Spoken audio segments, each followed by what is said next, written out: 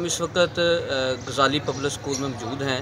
یہاں پر جو ہیں اس وقت میڈم صدر بانی صاحبہ جو ہیں وہ ایک آئی ہیں غزالی پبلک اسکول کے وسیم صاحب سے، ان سے ان کی ملاقات ہوئی ہے، انہوں نے ان کو انویٹیشن دیا ہے کل کے پروگرام کے حوالے سے، اور کچھ باتیں بھی وہاں پہ کر رہی تھیں۔ اب انہی کی زبانی میڈم سے بات کرتے ہیں کہ وہ آج کیا دعوت دے رہی ہیں، ان کا رٹا سسٹم کے حوالے سے کیا پیغام ہے لوگوں کے لیے، وہ کیا بہتری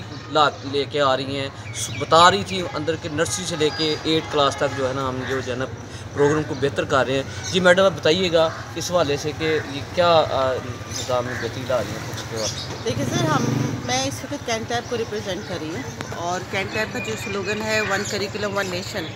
اس کی بنیاد پہ میں بھی ایک پاکستانی شہری ہوں، اور اتنی ہی بے چین اور اتنی ہی اضطراب میں مبتلا ہوں کہ جو ہم پڑھ رہے ہیں یا ہمارے بچے جو پڑھ رہے ہیں اس کا ریفلیکشن ہماری سوسائٹی میں نظر نہیں آ رہا، جس کی بہت تحقیق کے بعد یہ بنیادی وجہ نکلی ہے کہ ہم جو ایجوکیشن سسٹم اپنے بچوں کو اتنے سالوں سے دے رہے ہیں وہ بہت سیدھا ہو چکا ہے، وہ رٹا بیسڈ ہے۔ اس میں بچوں کی جو ہے وہ مینٹل کیپیبلٹیز کو ڈیولپ نہیں کیا جاتا، کتاب میں جو لکھا ہے اس کو رٹ لیا جاتا ہے اور پیپر کے اوپر اس کو الٹ دیا جاتا ہے۔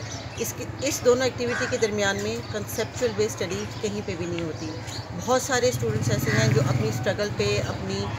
پیدائشی جس کو کہتے ہیں صلاحیتوں کو لے کے آگے بڑھ تو جاتے ہیں، لیکن ایک بہت میجورٹی چنک بچے کا جو ہے وہ پیچھے رہ جاتا ہے۔ وہ صرف اس وجہ سے کہ پڑھنے اور پڑھانے کے ساتھ ان کی دوستی نہیں رہتی،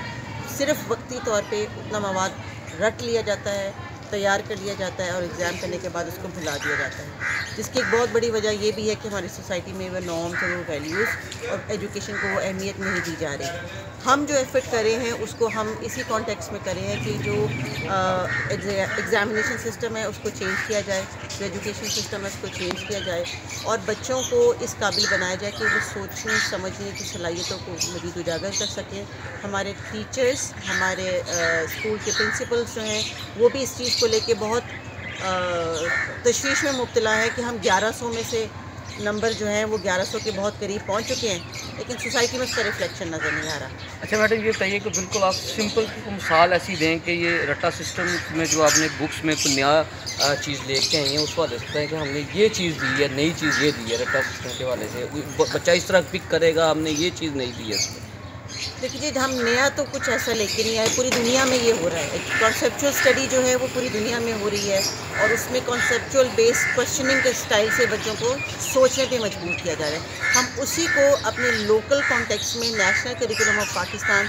جو 2006 میں ڈیولپ کیا گیا تھا، اور اٹس اے بیوٹیفل ڈاکیومنٹ، اس کی بنیاد پر ہم نے وہی سارا کنسیپچول اسٹڈی پہ اپنا کانٹینٹ ڈیولپ کیا ہے۔ ہمارا کانٹینٹ آپ کو انٹرنیٹ پہ کہیں ایسے نہیں ملے گا، وہ بہت لوکلائزڈ ہے، بہت کسٹمائزڈ ہے، اور ایک گلی گلی کوچے کوچے میں پڑھنے والے بچے کے لیے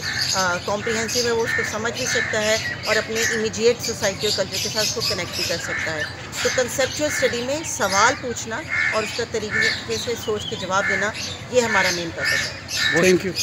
یہ ویلکم۔